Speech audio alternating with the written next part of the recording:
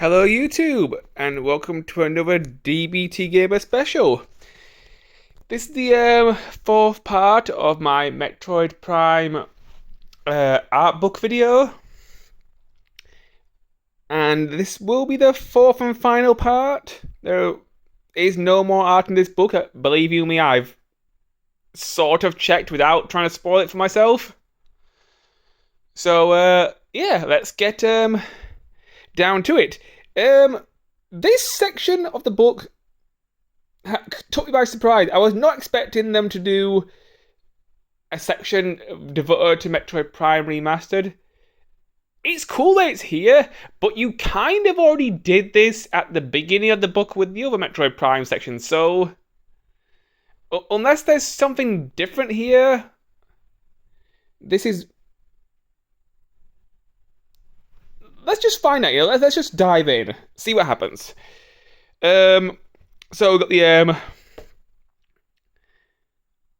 cover artwork and a huge, and I do mean huge, wall of text. It mostly talks about the development of this remaster, and some of it took place in COVID, which must have been really difficult for them. So yeah, let's get on with it. We got the a very nice big picture of the Varia suit. Got a nice big picture of Samus and the spaceship and the mothball, which is all cool. These are very big pictures. There's very little text, so you know, you get a nice big view of the art. I have noticed that a lot of the pictures are the bosses, which is cool because I do like the bosses. This is the Parasite Queen, which is it's a training boss. It's relatively easy, even in hard mode. So yeah. There's a nice picture of the spaceship.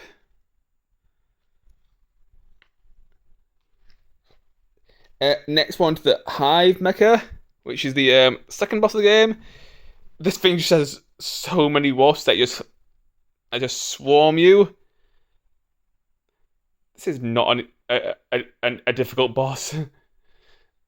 Arguably, the Parasite Queen's more dangerous. Okay, here's Fardos, looking cool. Just the big golem that it is. I do like all the snowy artwork in the background. Phendrana Drifts is one of my favourite areas in the whole game. Hell, in the whole Metroid Prime universe, it's just great. Just the music and the things pop out of the snow that could be dangerous. It's just great. I love this area. Too bad we never got the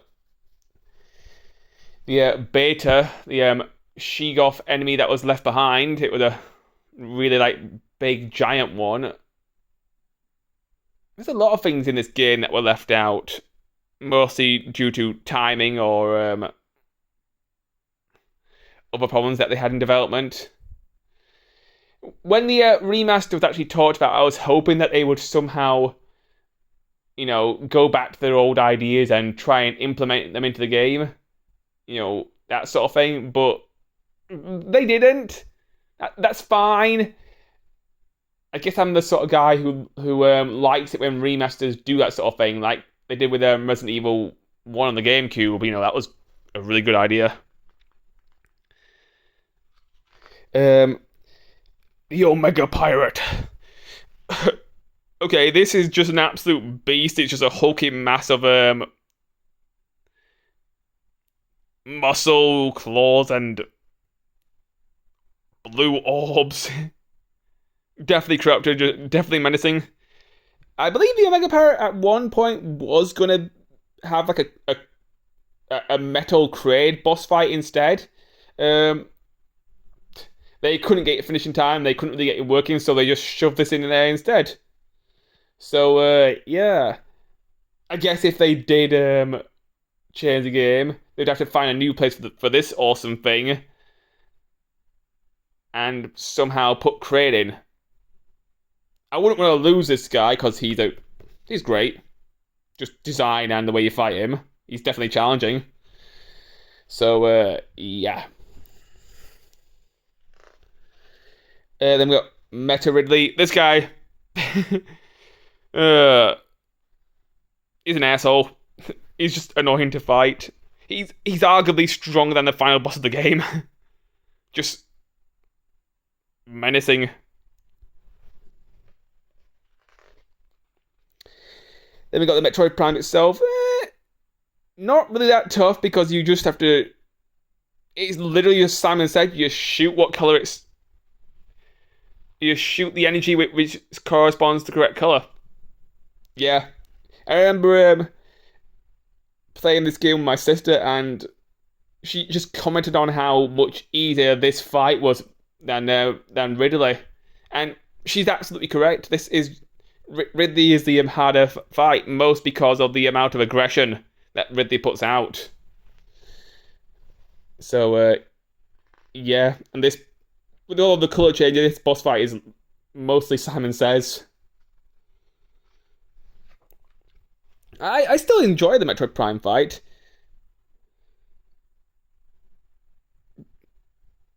So yeah. Got the second form. Not the second form. I mean, we've got the enemies here. Got lots of enemies: the Zuma, the Beetle, the Seedling, and the Bloodflower. That's a kind of a menacing and unsettling name. The Bloodflower. The Scarab, the War Wasp, the Octolus, the Plated Beetle,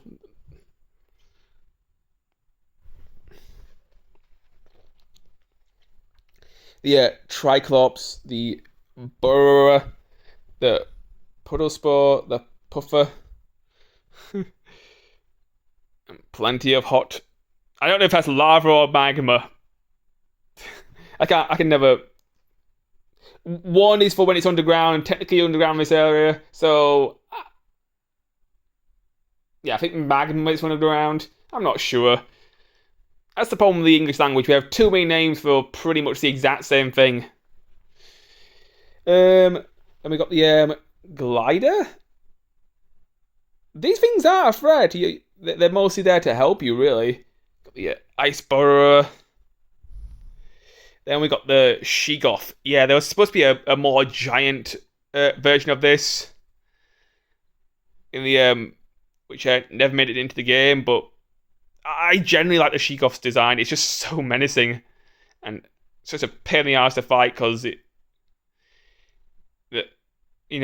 have to wait till its mouth open so you got the timing right, and your beams don't work, so you have to use your missiles and just hope you've got enough just to get through it. It's one of those fights where you have to think. You can't just spam A and dodge. The flicker bat. Pain in the ass to get the scanner, from what I remember. I got the space pirates. And the flying space pirates. I always, think that when I see a flying space pirate, they're like, guys, we're flying space pirates. We've gone high up in the ranks to have a jetpack now. We are so cool. And, they're too busy looking cool to be, I suppose, threatening. And, guys, seriously, you're not fooling anybody. Yes, you're cool, but that's all you have, and if that's all you have, you're not going to be a threat. So yeah, they're more funny than threatening. Got the elite pirate. You find these quite a lot in the game, and sometimes I wish that, I mean, if there's two of them, it can be in the same room. That can be a real hassle, and it can be really annoying. And the Omega Power is just this, but on steroids. I'm just imagining right now if you fought the Omega Power in a really tight corridor, because you end up fighting these in tight corridors sometimes, and that actually would make the Omega Power a lot more difficult now that I think about it. So, yeah. But I mean, they're still cool, but I'm not the biggest fan of these because sometimes you fight them way too often, they just get annoying. The Phase-On Elite? Wait. Am I mixing up enemies again? The Elite Parrot, the Phase-On Elite? Yeah, this might be the thing I was talking about earlier with the one that you fight in the tech corridor. I often get these mixed up. They got the Metroids and the Metroid Hunter. Metroids aren't really too much of a threat. Once you know the ice and then the missile trick, they're not a problem. The Hunter Metroid can be a pain, but they're not too bad. They don't appear very often in the game. Oh, there's some art of the area. It's got Telenova World. I do like Telenova World. It's a lot of rain in this area, and a lot of plant life. It just drips down in your helmet, and you can sort of see every drop. And it gets better depending on which version you play.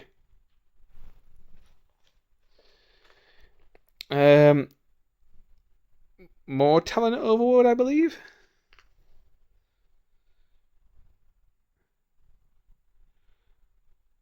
There's even some sketches there as well. Then we got the Great Tree Hall with all the poisonous water, which is quite a nightmare early game. You really don't want to step into this stuff, and in early game you can't jump or platform very well. You ain't got the double jump yet, so unless you do the glitch. There used to be a glitch in the game where you could jump onto Samus's spaceship and then do a special jump whilst using the pause menu or something. There's probably a YouTube video out there that can explain it better than I can, but there was a special jump you could do which allowed you to get the space boots early, which made the game easier. Like a sequence break. This was patched out in later versions of the game. Personally, I think they should have kept it in because sequence breaking is a part of Metroid and it is in Metroid's blood. So just leave it alone. It technically makes sense with all the game series history. And it is a cool thing if you can pull it off. I've never been able to pull it off, but I've tried.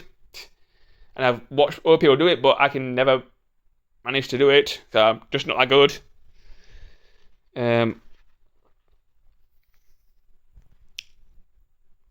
Onto the life road. Lots of nice plant life.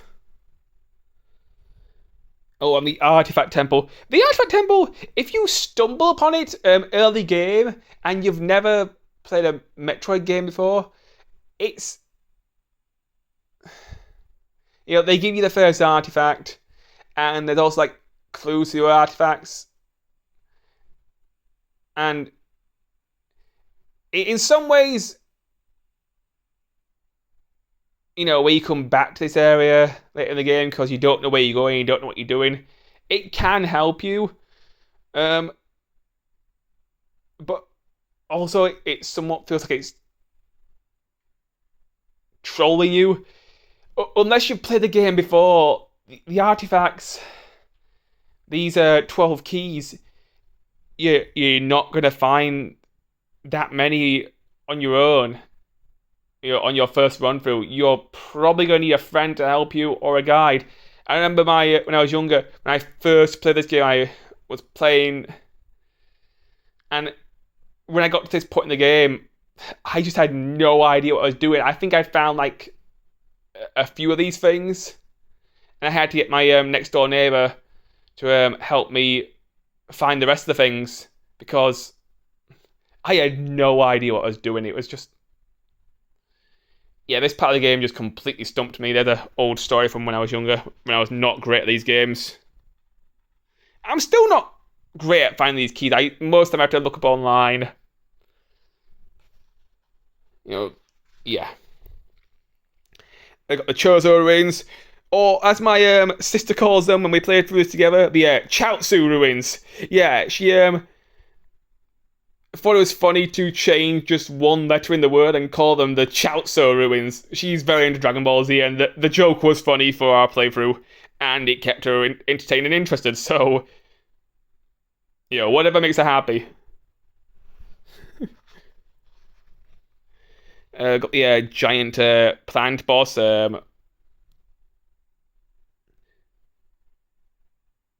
So, Flagara? It's kind of an annoying early boss with its huge scythe knocking the mirrors down. It's mostly just prolonging its inevitable defeat. So, yeah, but it's a cool boss. On to the molten magma caverns. It's a very hot area. Yeah, this is mostly big artwork pictures, which is nice. On to Fendrana Drifts. When I was younger, because my dyslexia and I was struggling with reading, I used to call this the Pandora Drifts. Which is completely wrong, but dyslexia, it's a bitch, and yeah. But one of my favourite areas in the whole game. I love this area. We've got the Phazon Mines, which is just the most dangerous area in the game. It's just, as soon as you walk into the door, it's just a huge, and I do mean huge, difficulty spike. So, yeah.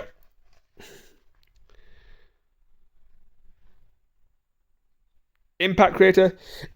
Fun fact, the developers actually wanted to make this area longer rather than just, a walk, a climb of a tower, and, a few rooms, then just a boss fight with the Metroid Prime. It would have been nice to see that, because it's most just an area with fission Metroids, which are annoying to fight, and a giant tower and a few rooms, and not much else. Also, there's no save point at the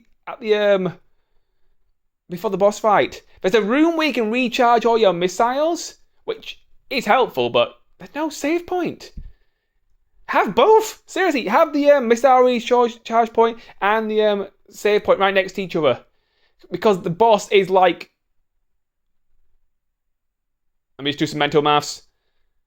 You step out of the missile room, go into another room, grapple, then literally go through a door, then in a boss fight. Seriously, they should have just put a save room there, because when you climb the tower to get to the top, and you're constantly getting harassed by the elemental fission Metroids, which are constantly training elements and constantly spawning, and just chop off one head and two more will appear, sort of scenario. There should really have been a save point at the top of that tower, as well as the missile replenishment. Yeah.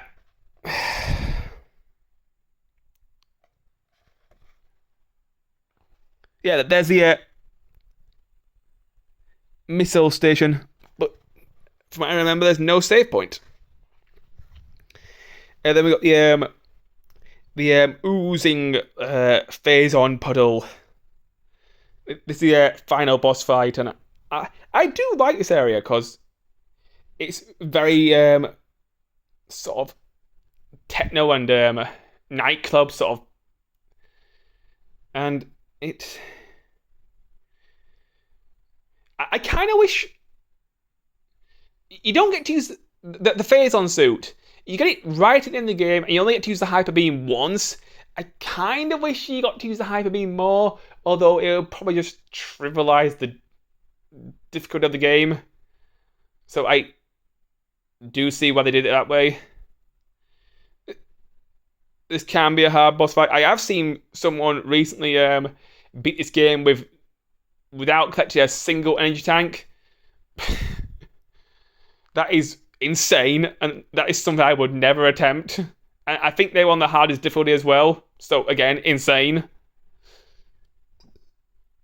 The most I ever do is get 100% on the item pickups, and that's the most I will challenge myself. But they are two completely different challenges, I suppose.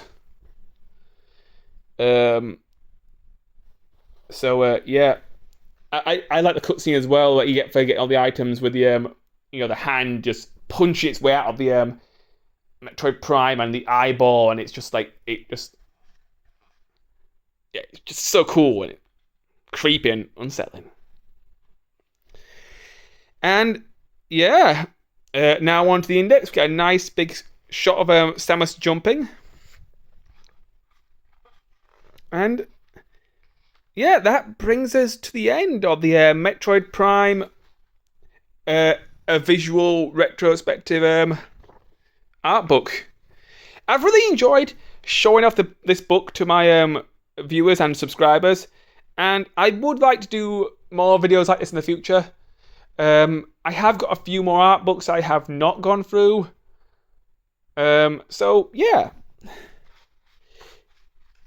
Thank you for watching all these videos and for making this series a success, because it has been enjoyable to look through this book and show it off to you all guys.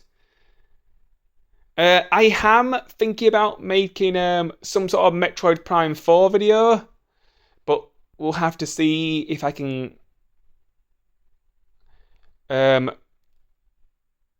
put that together. If I do make that video, it will be mostly looking at the artwork and kind of a review and thoughts and feelings on the whole game itself. I am currently going through a hard mode run. I'm up to the mines, which will unlock a few more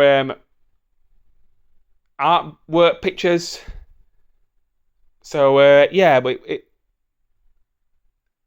that's what I'm thinking for that whole video. And yeah. Anyway, thank you for watching. Please like, comment, and subscribe. And I will see you in my next video.